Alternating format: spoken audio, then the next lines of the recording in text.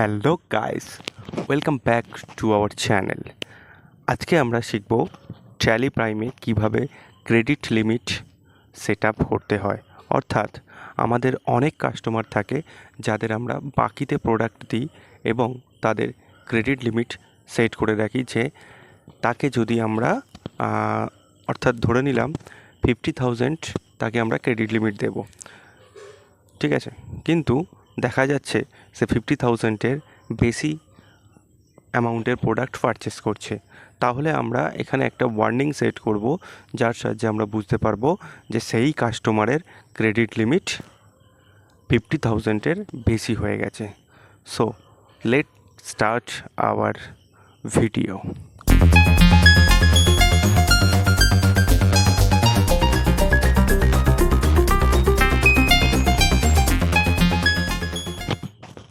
প্রথমে আমরা tally prime open করে নিয়েছি, তারপরে আমরা একটা কোম্পানি ক্রিয়েট করে নিচ্ছি। কোম্পানি ক্রিয়েট করার পরে আমরা ইনফরমেশানগুলো কিছু আমরা সেট করছি না, এখানে আমরা কন্ট্রোল এ প্রেস করে সেভ করে নিলাম। তারপরে আমরা ক্রিয়েটে চলে যাব। ক্রিয়েটে যাওয়ার পরে তো তোমরা দেখতেই পাচ্ছ এখানে গেটওয়ে অফ ট্যালির মধ্যে ক্রিয়েট অপশান আছে।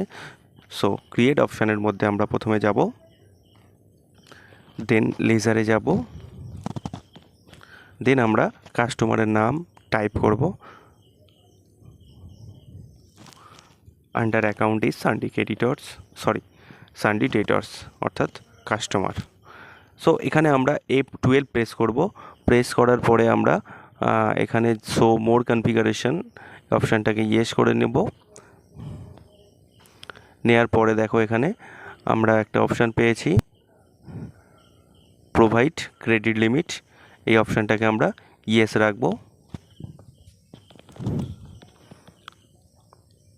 আবার আমরা এন্টার প্রেস করছি। ক্রেডিট লিমিট এখানে আমরা টাইপ করে দেব যে কত আমরা ক্রেডিট লিমিট সেট করতে চাইছি। তো আমি এখানে 50,000 টাইপ করলাম। টাইপ করার পরে আমরা কন্ট্রোল এ প্রেস করে আবার স্যাম নামের লেজারটিকে সেভ করে নেব।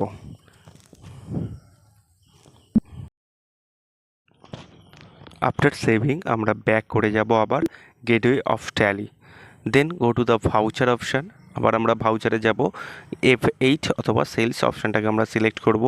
আমরা কাকে বিক্রি করছি স্যামটাকে চুজ করে নিলাম। নেওয়ার পরে আমরা এন্টার প্রেস করে করে আমরা ইনফরমেশানগুলো দিয়ে দিলাম। এখান থেকে আমরা সেলস লেজার বানিয়ে নেব। সেলস লেখার পরে আমরা আন্ডার অ্যাকাউন্ট সেলস অ্যাকাউন্টের মধ্যে রাখবো। তারপরে আমরা আবার কন্ট্রোল এ দিয়ে সেলসটাকে সেভ করে দিলাম।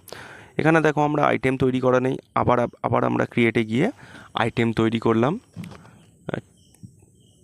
এখানে আবার ইউনিট তৈরি করে নিলাম।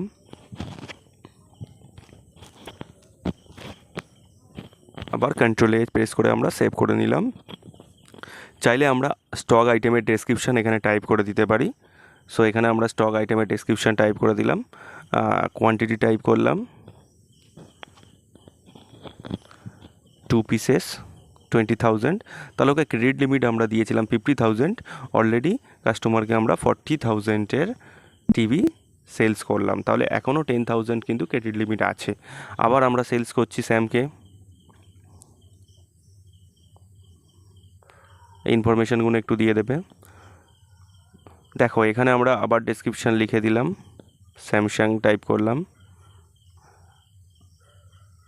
আমরা এক পিস লিখলাম 20,000, তো সঙ্গে এক পিস লিখলাম আমরা 20,000।